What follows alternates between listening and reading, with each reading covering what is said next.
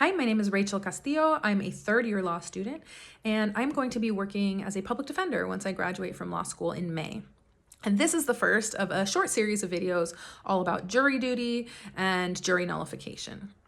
So I know that most people think of jury duty as a waste of time, or at the very least, as a major inconvenience in their lives. And that's totally understandable, especially for those of us who can't afford to just take unpaid time off of work.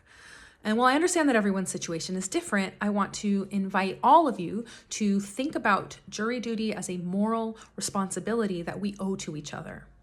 And this is especially true in the criminal context, which is my area of interest and what these videos are going to be focused on.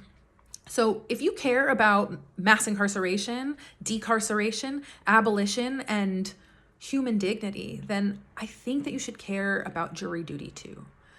Because jury duty is more than a constitutionally protected right for people accused of crimes. Jury duty is also a community right. Because if the so-called criminal justice system is meant to protect us, then we have a right to have a say in how that system operates. For example, do you think it's fair that a teenage girl who is trafficked and kills the man who trafficked her deserves to spend the rest of her life in prison?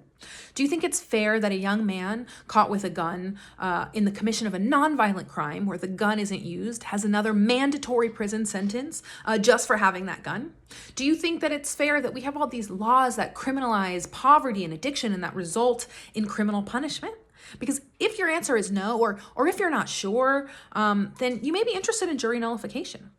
So let's talk about it. What is jury nullification? Put in simple terms, jury nullification is when jurors or juries vote not guilty, even when they think that technically the person on trial did break the law.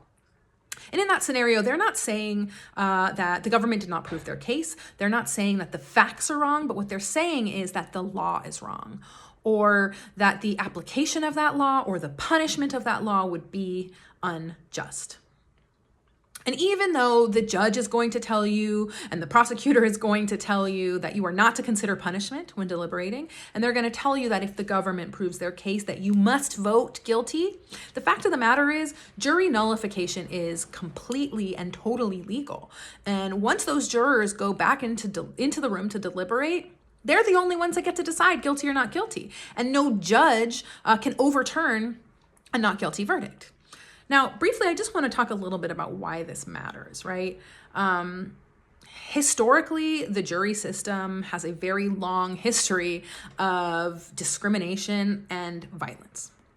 For example, Black people were officially excluded from jury service up until the late 1800s, and this resulted in all white juries routinely acquitting white supremacists who terrorized Black communities and lynched Black people.